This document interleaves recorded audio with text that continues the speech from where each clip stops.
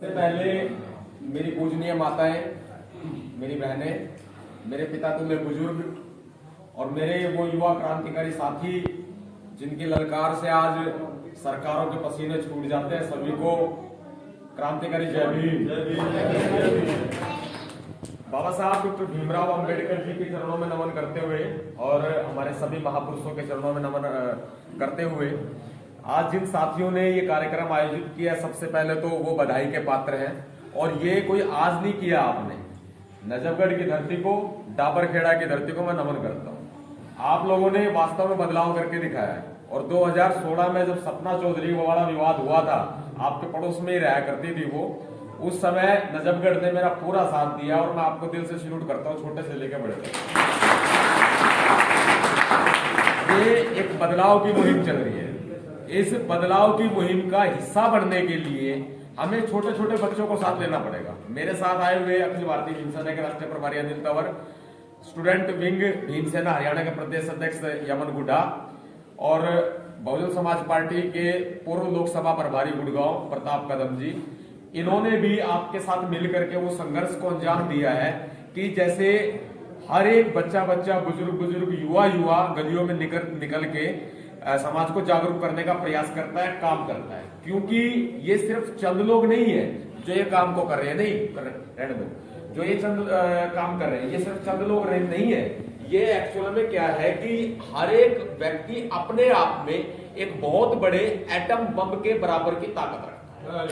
ये अपनी ताकत को पहचानना पड़ेगा कि आपके एटम बम के बराबर की जो ताकत है, ठीक उसी तरीके से है जैसे सर्कस में हाथी को खूंटे में बांध दिया जाता है, उसे अपनी ताकत का एहसास नहीं। ये वो ताकत है। जिस दिन आपने ये ताकत को समझ लिया, उस दिन आप सब समझ जाओगे। अब हो क्या रहा है देश के अंदर, सारी उल्टी गंगा बह रही है। अब इस उल्टी गंगा को सीधी करने का काम हमें नहीं करना। हमें जो ये उल्टी गंगा बह रही है ना, हमें इसके साथ अपनों को बदलना पड़ेगा। और बदलेगा लोग कैसे, आपने देखे होंगे, आप लोगों का एक्सपीरियंस भी होगा। और खासकर मेरे बड़े बुजुर्गों का भी बहुत अच्छा एक्सपीरियंस होगा। वो अच्छे युवा लोगों को देखते हैं। लोग बाग क्या करते हैं कि हमारे लोगों को खत्म करने के लिए नशे की जड़ में धकेल देते हैं। वो शराब पीते हैं, नशा करते हैं, गांजा स्मैक आदि का सेवन करते हैं और खराब हो जाते हैं, बर्बाद हो जाते हैं। उनका पूरा परिवार बर्बाद हो जाता है। जुआ खेलते हैं, फिर वे कर्जवान बन जाते हैं। पूरा का पूरा परिवार कर्जवान हो जाता है, पीढ़ी दर पीढ़ी कर्जवान हो जाती है। ये उनका एक मास्टरमाइंड प्लान है, इसको हमें तोड़ना पड़ेगा। उन्होंने बनाया हुआ है, सारा खेल डर का है। ना मैं किसी जाति का विरोधी, ना मैं किसी धर्म का विरोधी, लेकिन बात करता हूं जायज जो आपके दिल को छू जाएगी। आप इनके डर की राजनीति को समझिए। अगर डर की राजनीति आपने समझ ली तो आपके समझ में आ जाएगा कि एक स्मोकिंग धूम्रपान करने वाला व्यक्ति, दारू पीने वाला व्यक्ति 4 दिन बाद ये कहता है भाई मैंने दारू छोड़ दी, 10 दिन बाद फिर वो आदमी नाली में पड़ा पावा है। आपने जो सच्चाई है, जो नशा है, ये एक डर है, ये एक नशा है, उन्होंने हावी कर रखा है। फलाना बुरा मान जाएगा, फलाना बुरा मान जाएगा, ये हो जाएगा। चाहे वो राजनीतिक लोग हो, चाहे वो लोग हो जिन्हें आप हाथ जोड़ करके जिनकी पूजा करते हो, कोई भी लोग हो, इसमें हो सकते हैं। तो ये सारा खेल डर का है। अगर आपने अपने अंदर प्रण कर लिया, आपने ठान लिया कि आपको बदलाव करना है, तो मान्यवर साहब काशीराम जी ने बदलाव करने का नारा दिया था, व्यवस्था परिवर्तन का नारा दिया था। वही व्यवस्था परिवर्तन हमें करना है, छोटे से लेकर के बड़े तक। एक भी व्यक्ति को बहुजन समाज के मिशन से जोड़ने के लिए तैयार करना है, एक भी व्यक्ति को नहीं छोड़ना है। वही हमारे महापुरुषों का मिशन है। और एक एक साथी ने आपको सारी बातें बताई है, बिल्कुल खोल के बताई है, पूरी बातें बताई है। वो बातें समझने और सोचने के लायक है। ये नहीं है कि आज हमने यहां सीख ली, आज मैं आपके सामने कह के चला जाऊंगा, कल कोई और साथी आपके सामने कहने के लिए आएगा, बता के जाएगा, लेकिन उसको अपने दिल में उतारना पड़ेगा, अपने दिमाग में उतारना पड़ेगा। आपको पता है हमारे ऊपर केस लगते हैं, हम डायरेक्ट सीधे टक्कर लेते हैं। केस लगवाने के लिए मुझे अकेला छोड़ दो, केस में अपने ऊपर लगवाता रहूंगा, लेकिन समाज में बदलाव करके दिखाऊंगा। क्योंकि सरकारों से सीधी टक्कर लेना आसान नहीं है।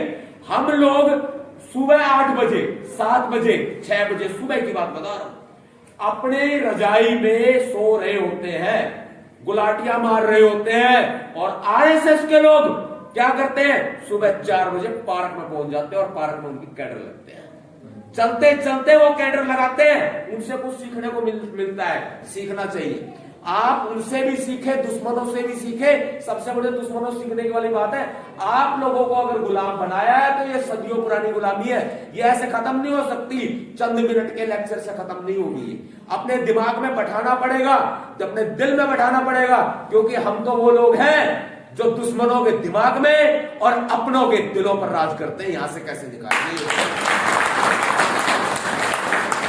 महापुरुषों का मिशन और भारत का संविधान खत्म करने के लिए भारतीय जनता पार्टी की सरकार आई है।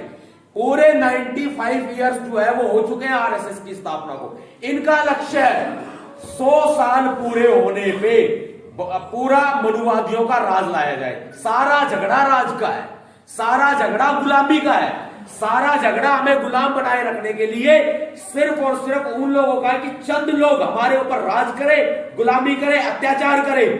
आज दिल्ली की धरती पे मैं खड़ा बोल रहा हूं, राजस्थान भी जाते हैं, पंजाब भी जाते हैं, पूरे देश भर में जाते हैं। पूरा राजस्थान उठा के देख लो आप, कहीं घोड़ी पे चढ़ने से रोका जाता है, उतारा जाता है, दलित की बारात में निकालने जाती। क्यों भाई, घोड़ी इनकी बुआ लगती है क्या? क्यों नहीं चढ़ने दिया जाता घोड़ी पे? लड़ाई वो है, अत्याचारों के खिलाफ है। समझना पड़ेगा, किसी जाति धर्म से लड़ाई नहीं है। आप ये समझ लीजिए, कोई तो बड़ा फिरे रविदास पंथी, बहुत सच्ची और कड़वी बात कहूंगा, कोई बड़ा फिरे रविदास पंथी और कोई बड़ा फिरे कबीर पंथी, कोई बड़ा फिरे बुद्धिस्ट। इन सबको एक मिला लो, जो बाबा साहब ने रास्ता दिखाया है बहुजन समाज को एक करने का, जो रास्ता इन्होंने दिखाया, इन सबको एक मिला लो। बुद्धिस्ट, रविदास पंथी, कबीर पंथी, इन सबको मिलकर बनता है बहुजन। बुद्धिस्ट का रास्ता बाबा साहब ने दिखाया, कबीर साहब ने मानवता की मिसाल पेश की, गुरु रविदास साहब ने मानवता की मिसाल पेश की। हमारे जितने भी महापुरुष हैं, सबका सम्मान करो, सबका सत्कार करो और अपने संविधान को बचाने के लिए सड़कों पर भी उतरना पड़े तो सड़क की लड़ाई करनी पड़ेगी, क्योंकि सड़क हमारी संसद है, हम संसद में नहीं आती, सड़क हमारी संसद है, वो भी हमें लड़ाई लड़नी पड़ेगी। पूरा हरियाणा, पूरा राजस्थान, पूरा पंजाब, पूरा यूपी, पूरा देश आज युवाओं की ललकार भी मांगता है, युवाओं से बदलाव भी मांगता है, क्योंकि हो ना हो इन मनुवादियों का आतंक बहुत हो चुका। अब लोकतंत्र बदलाव मांगता है। ये बदलाव आपको लोकतंत्र का लाना पड़ेगा, इस बदलाव को करना पड़ेगा और ये शुरुआत करनी पड़ेगी। वो भी किससे? गांव गांव, घर घर, हर घर को भेदकर, हर घर अम्बेडकर ले जाने पड़ेंगे। जो ये किताबें हैं इनको पढ़ना पड़ेगा, पढ़ाना पड़ेगा। शिक्षा का रास्ता जो बाबा साहब अम्बेडकर जी ने दिखाया, उस रास्ते पर चलना पड़ेगा। संगठित होने का रास्ता दिखाया, संगठित होने की तरफ चलना पड़ेगा। संघर्ष करने का रास्ता दिखाया, संघर्ष करने की तरफ हमें चलना पड़ेगा। जब शिक्षा, संगठन और संघर्ष तीनों मिलकर के एक और करके काम करेंगे ना, उसके बाद बहुजन समाज इस देश पर राज करेगा। भारत देश हमारा देश है, इनका नहीं है। सम्मान सबका है, हर जाति का, हर धर्म का है, लेकिन गुलामी बर्दाश्त नहीं करेंगे। गुलामी बर्दाश्त नहीं हो सकती। अगर हरियाणा मेरी जन्मभूमि है, यूपी मेरी कर्म भूमि है, राजस्थान मेरी युद्ध भूमि है, पंजाब मेरी क्रांति भूमि है, तो दिल्ली मेरी शिक्षा भूमि है। पूरे देश में बदलाव करेंगे, एक एक राज्य का नंबर आएगा, एक एक घर से एक एक साथी को निकल के आना पड़ेगा, हर एक घर से एक एक भीम सैनिक चाहिए होगा। और बड़े बुजुर्गों को सोच लेना होगा कि युवाओं को डराना नहीं है। जब बड़े बुजुर्ग कहते हैं बेटा हमारा बुढ़ापा खराब हो जाएगा, मेरे फादर खुद इस बात को कहते हैं, बेटा बुढ़ापा खराब हो जाएगा, ये सरकार केस लगा के अंदर कर देगी। मैं पापा जी से कहता हूं, पापा जी आर्मी से रिटायर हो, जीना आपने सिखाया है, लड़ना आपने सिखाया है, तो आज मुझे रोक क्यों रहे हो? तो पीठ थपथपा देते हैं, बेटा कूद कर, कोई दिक्कत नहीं। ऐसे हर एक बुजुर्ग को बनना पड़ेगा। जब माँ अपनी झोली फैला लेती है, आंचल फैला लेती है, बेटा मेरी कोख की लाज रखना, गलत मत करना, अच्छा करना, समाज के लिए करना, देश के लिए करना। जब हम लोग आगे बढ़ते हैं, लेकिन जब माँ के दिल में डर महसूस होता है ना, जब माँ ये कहती है कि बेटा कहीं फंस के मत बैठ जाना, तो माँ को एक बात कहते हैं, माँ समाज को समर्पित कर दिया तो समाज के लिए ही रहने देना। इस बेटे की एक माँ नहीं, करोड़ों माँ हो चुकी है। अब वही करना पड़ेगा, हर एक माँ को आशीर्वाद देकर के अपने बेटों को घर से बाहर निकालना पड़ेगा।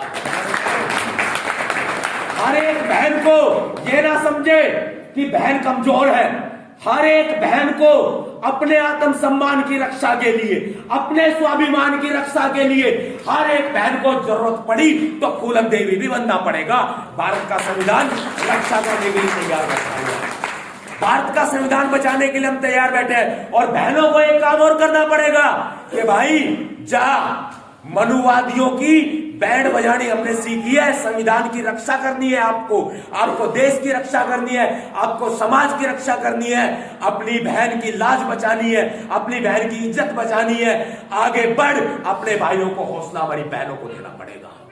हमारी बहनें जब हौसला देंगी, और युवा साथी डरना किसी से नहीं है, कानून हाथ में लेने की बात नहीं करता मैं, क्योंकि ये कानून ही हमें सुरक्षा देता है, देश का संविधान हमें अधिकार देता है कि अगर आपके ऊपर अत्याचार होता है, शोषण होता है, आपको घर में घुस के कोई मारता है, तो आप उस पर पलटवार करने के लिए तैयार है, पलटवार करें। जब देश की सेना के हाथों में हथियार है, जब भारत की पुलिस के हाथों में हथियार है, तो हमें भी अपनी सुरक्षा के लिए कदम तो बढ़ाने पड़ेंगे ना, हमें भी अपनी सुरक्षा खुद करनी पड़ेगी ना।